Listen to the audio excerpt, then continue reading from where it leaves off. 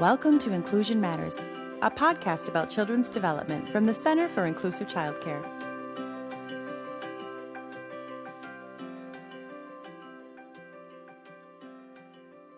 Welcome to Inclusion Matters, a podcast from the Center for Inclusive Childcare. I'm Priscilla Weigel, the Executive Director, and I'm here today with our guest, Joey Schoen, who is the Assistant Director and also a classroom teacher at Dodge Nature Preschool in West St. Paul.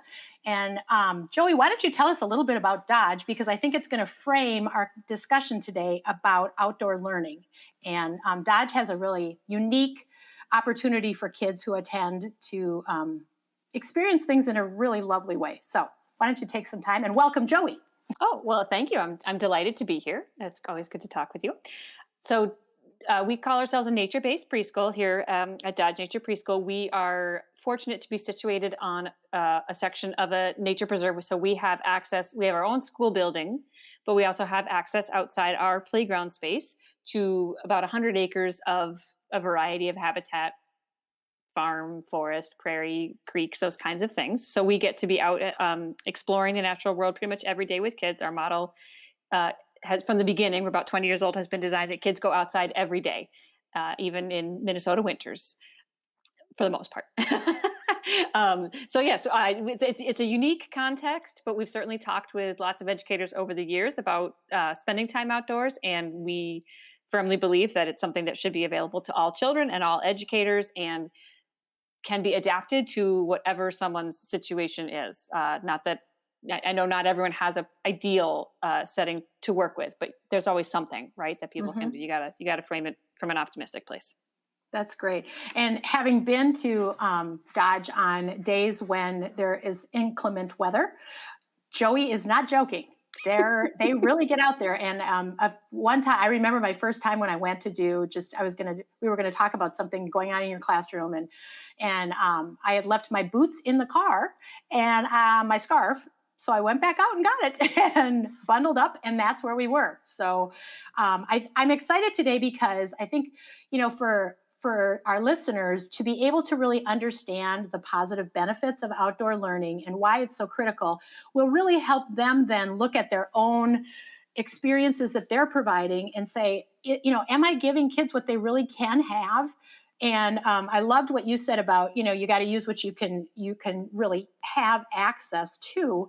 But I think in our conversation today, you're going to touch on some of those things that in our first part, we're just really going to talk about the benefits and planning for that outdoor space and learning time and looking at your outdoor classroom.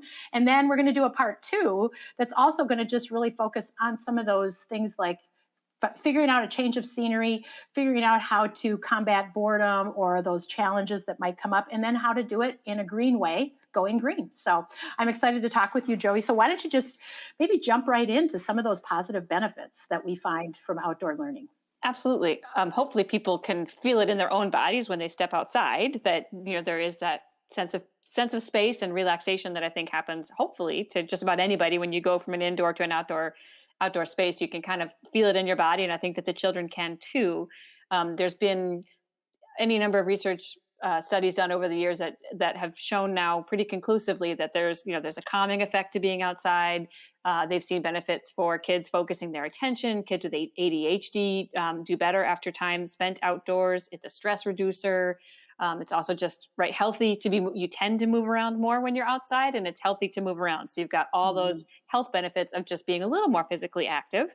Not that it's only about physical play when you're outside, but that's definitely a part of it. So again, I think the research is pretty strong that has been done over the years, that we just know it's good for your mental health. It's good for your physical health. And I'm a big believer in trying to remember that it's good for those things for children, and it's also good for those things for educators, because we're all cooped up together if we're cooped up. And I think to think of it as something, as a caregiver, that you need for yourself too in the course of a day. And so how can you make it something that you can also enjoy alongside the children, and remember that those benefits are there for you too? I mean, when you think about being in a classroom that maybe it's kind of noisy, maybe there's a lot of stimulus happening throughout the day, you feel better when you step outside. Nothing's perfect, but you have that sense of like, okay, the noise is more spread out, or I've got maybe sunshine on my face, right? Yes. So I think to try to own those benefits for ourselves as caregivers as well, Mhm. knowing it's good for the children, but I think we have to, again, embrace that for ourselves too. Right. I Yeah. think that's such a good point. And so when you think about planning for that time outside, what I think so often can happen in a early childhood setting because of just out of necessity, you get your 1 30-minute slot Yep. and there you go. And there you go. And so how do we address the needs and so I know you're going to talk a little bit about meeting those physical needs and kind of understanding ways to plan for the learning related to nature. But just starting there, what are some things that you tell folks when they ask that question? Because I know you've presented at a lot of conferences on this topic, and you've also been on other podcasts too. But how can I, as an educator who just doesn't have the ability to say, can have as much time as long as I want outside? Mhm. What's a response to that? Well, make the most of what you have, I guess, would be, first response. Mhm. I will leave it to the listeners to decide if they want to fight for more. I mean, I've certainly talked to Yeah. colleagues who have struggled with this and tried to come up with more creative ways to use their time and their space, and that's maybe another conversation. Yeah. But then I think the more you're then planning becomes even more important. So Mhm. like, oh, I only have 30 minutes. Well, simple things like if we kind of forgot to take care of bathroom needs before we went outside, well, now I probably have 15 because I'm Yeah. running in and out, not able to supervise kids as well because our ratios are changing. Or, Mhm. oh, so and so needs a coat. I didn't think about what the temperature. I mean, it sounds simple, but like I didn't think about what the temperature was going to be, and now running back and forth getting extra gear for someone to be warmer, or they're not having a good time, and now my 30 minutes is not pleasant because we Yeah. weren't prepared. So I think, in a way, knowing that you're limited would also just reinforce that you do need to plan ahead for what. I mean, again, it's simple stuff like Yeah. what do you think the weather is? Do you have what you need? Do the kids have what they need? Mhm. And if not, then do you have a supply for the kids to borrow and for teachers? I've had plenty of student teachers show up and we're going, kind of like your story about the boots. Yeah.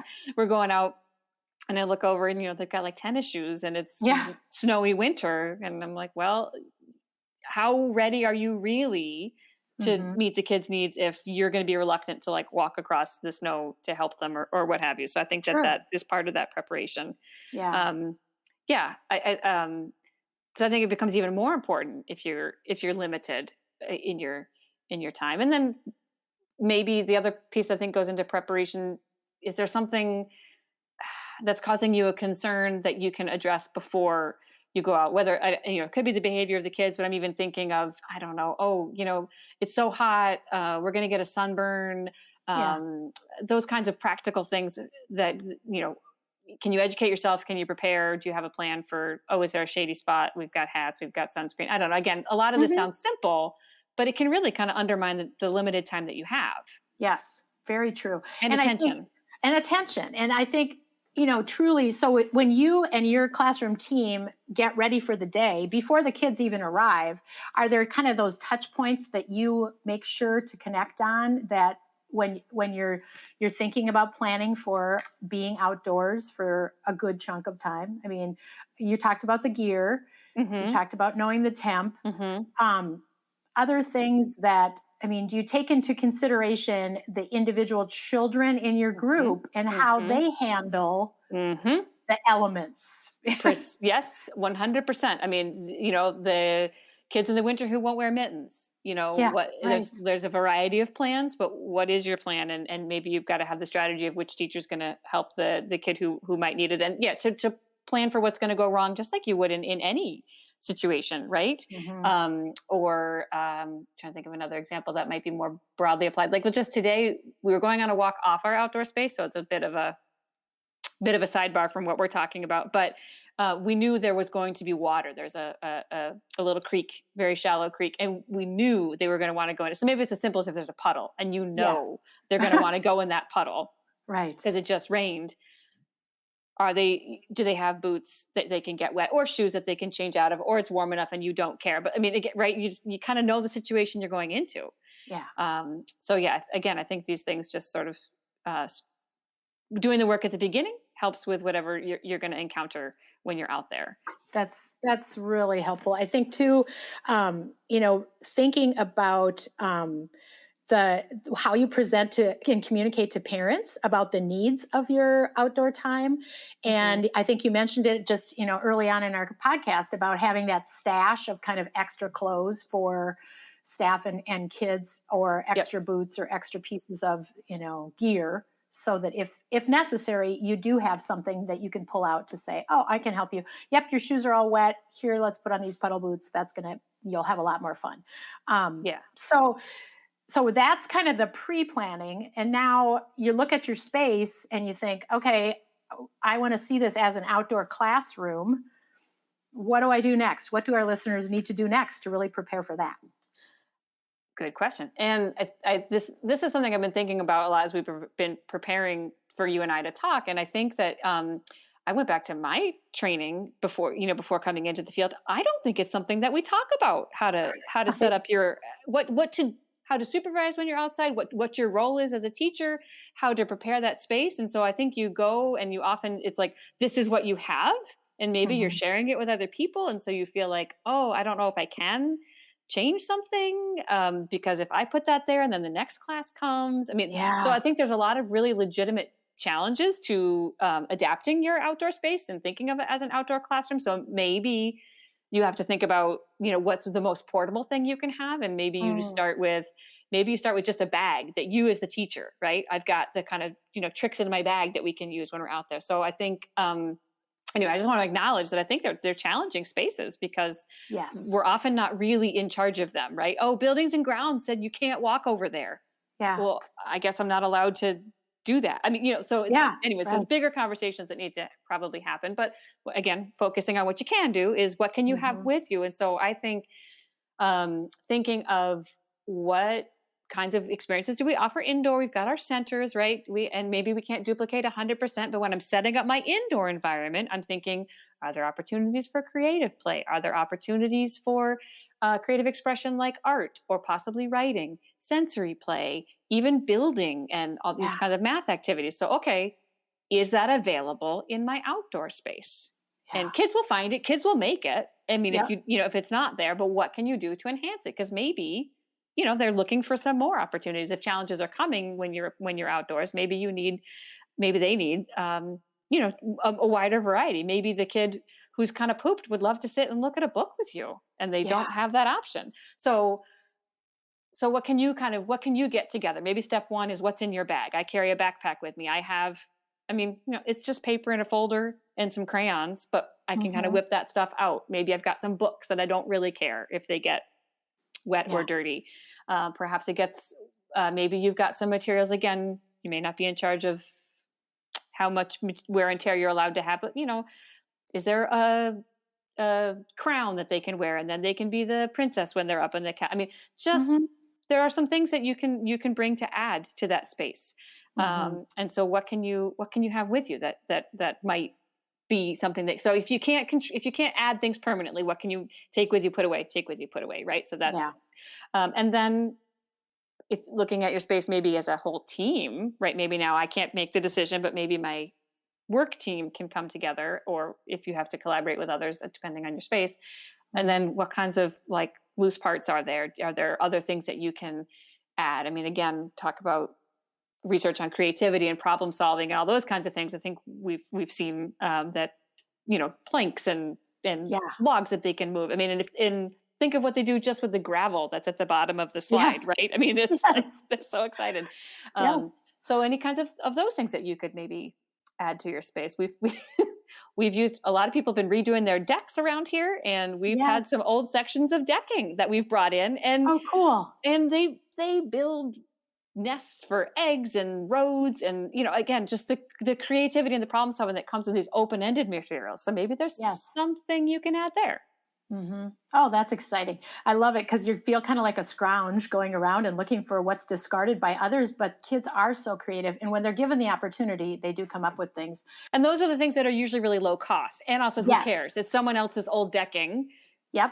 It's not the center's prized block collection that you're going to get in a lot of trouble if you leave that out in the rain, Yeah. Yeah. understandably, so I think Hmm. to think about, it is, and you are kind of a scrounge. It is kind of a fun, you drive down Yeah. the road like, oh, someone's getting rid of their gutter. Yeah. All right, let's make a ramp, Uh-huh. I don't know. That's so great. I love it. I think too, and family childcare has the opportunity of having more leeway in how they want to set things up and leave things, and that amount of time to be out there Mhm. as well. So our listeners have kind of a wide range, and so I'm going to pose a question to all of you listening out there as you're thinking and listening and picturing your space as you're listening to Joey talk about this. What are some areas that you look at in your outdoor space that you go, wow, this is so cool, I'm so glad I have this? And then where are there gaps when Joey's really focusing on some of those center options or those learning domains? What are some ways that you can beef that up? And as I'm just going to throw you a question here, Joey, because I'd love to know this as we kind of wrap up part one. So if you think back to all your years of teaching and working in outdoor space, do you have like one of those experiences that you set up where you go, oh my gosh, that gave me goosebumps every day watching the kids play in that, and that was like one of those all-time faves? Oh. In the interest of time, I'll actually just say something cool that happened to me this week, Yes, which perfect. is which is an example of some of those loose parts that I was talking about. We have just some old sections of like plastic gutter, and they've been making Uh-huh. ramps for balls with them. So families who played golf, I guess, gave us old golf balls, what have you.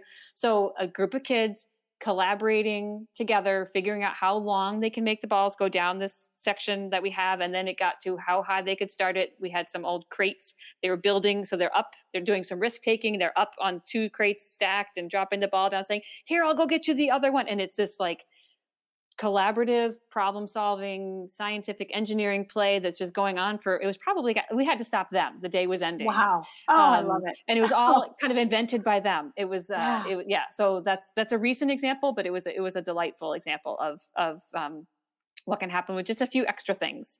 Yes. Oh, I am picturing that in my brain and thinking as that educator in that setting, the opportunity to have the joy that you are able to observe and see, and you see the wheels turning and then, we didn't even really touch on this. So maybe in part two, we can touch on this too, that risk taking behavior. And sometimes I think when you have outdoor spaces with some of these items that maybe aren't approved, the challenges of creating that safety Hmm. space and open-ended learning Hmm. opportunities that really comes back to adults being okay with it. Hmm. And that's a hard thing Hmm. sometimes when we're used to, not doing that.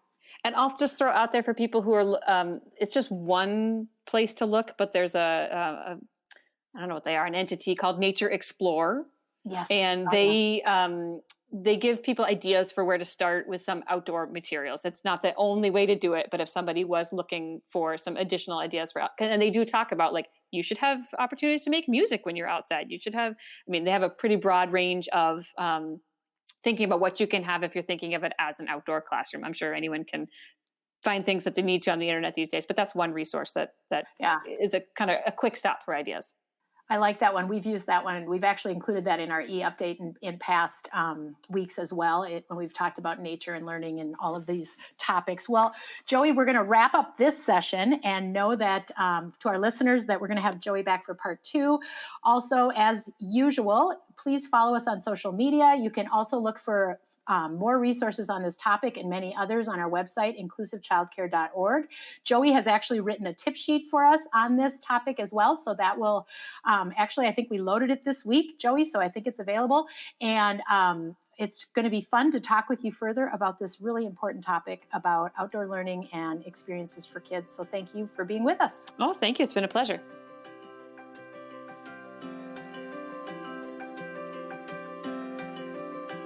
Thanks for listening.